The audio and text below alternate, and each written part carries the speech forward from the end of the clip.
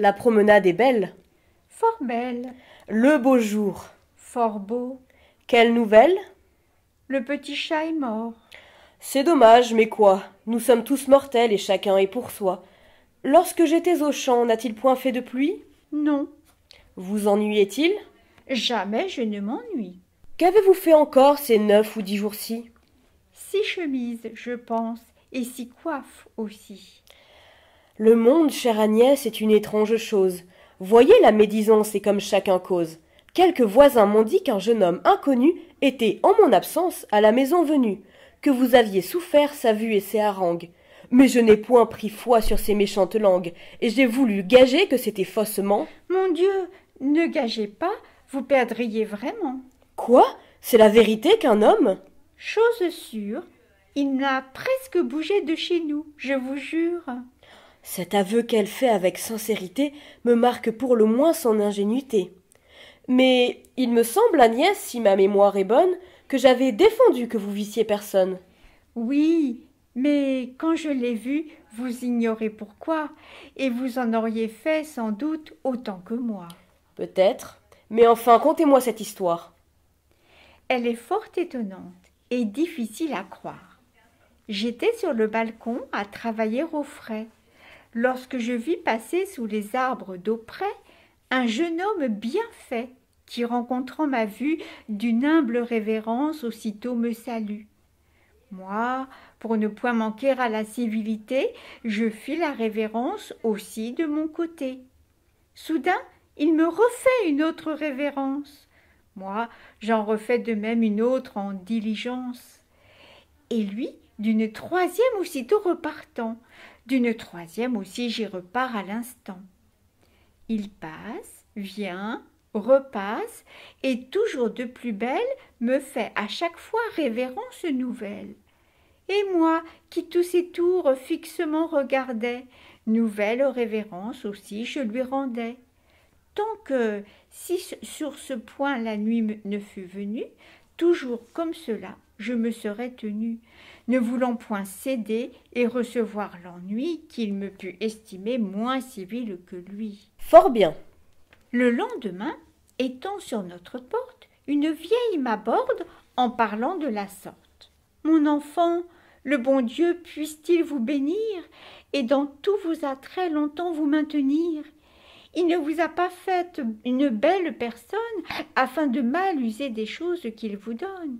Et vous devez savoir que vous avez blessé un cœur qui, de s'en plaindre, est aujourd'hui forcé. Ah, suppôt de Satan, exécrable damné. Moi? J'ai blessé quelqu'un? Fis-je tout étonnée.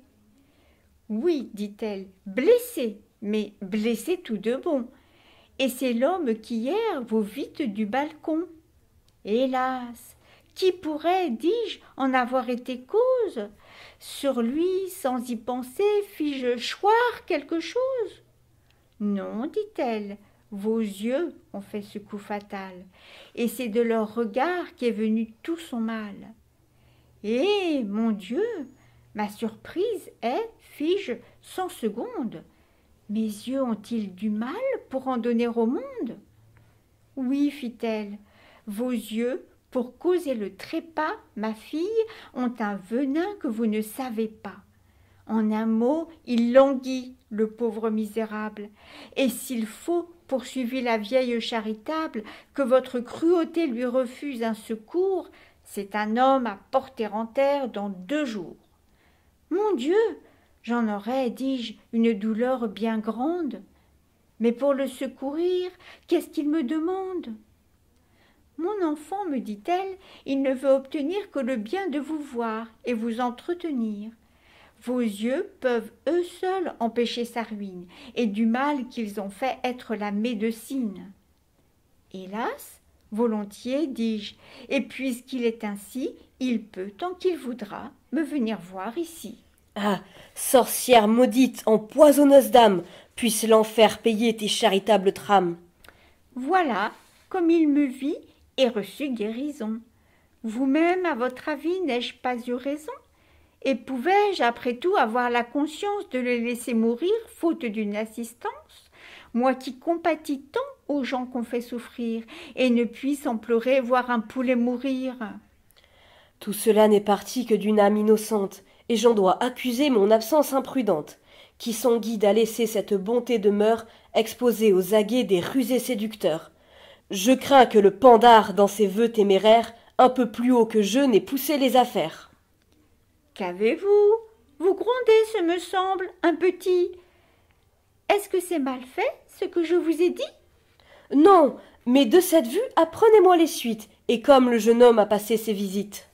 Hélas, si vous saviez comme il était ravi, comme il perdit son mal sitôt que je le vis, le présent qu'il m'a fait d'une belle cassette et l'argent qu'en ont eu notre Alain et Georgette, vous l'aimeriez sans doute et diriez comme nous. Oui, mais que faisait-il étant seul avec vous?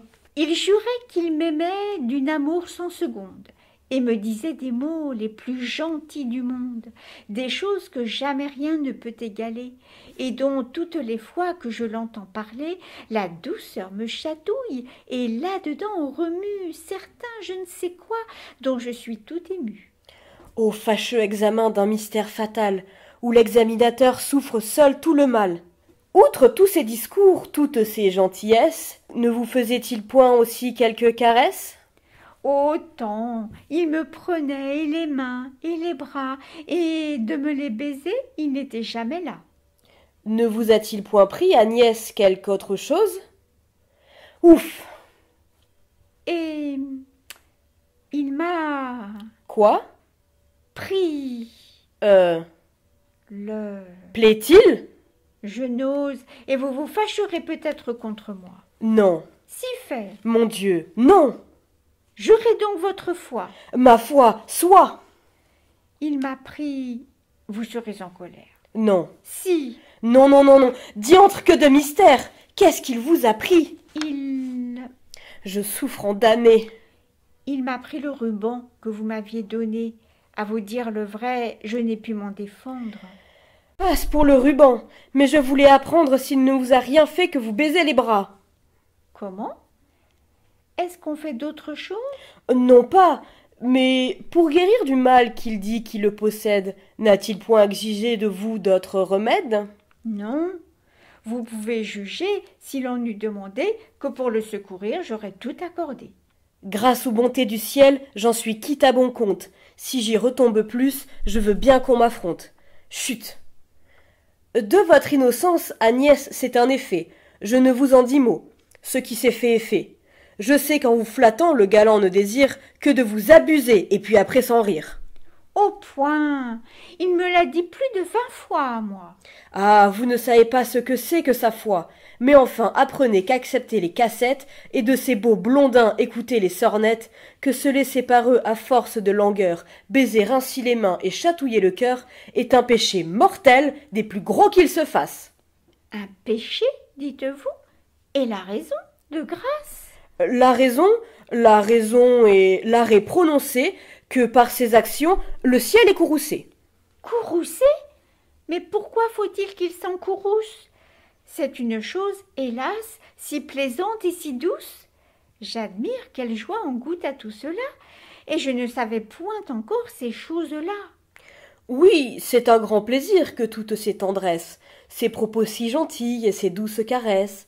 Mais il faut le goûter en toute honnêteté, et qu'en se mariant, le calme en soit ôté. N'est-ce plus un péché lorsqu'on se marie? Non, Mariez-moi donc promptement, je vous prie. si vous le souhaitez, je le souhaite aussi, et pour vous marier, on me revoit ici. Et est-il possible? Oui, Vous me ferez aise. oui, je ne doute point que l'hymen ne vous plaise. Vous nous voulez, nous deux? Rien de plus assuré. Que si cela se fait, je vous caresserai. Et la chose sera de ma part réciproque. Je ne reconnais point. Pour moi, quand on se moque, parlez-vous tout de bon? Oui, vous le pourrez voir. Nous serons mariés?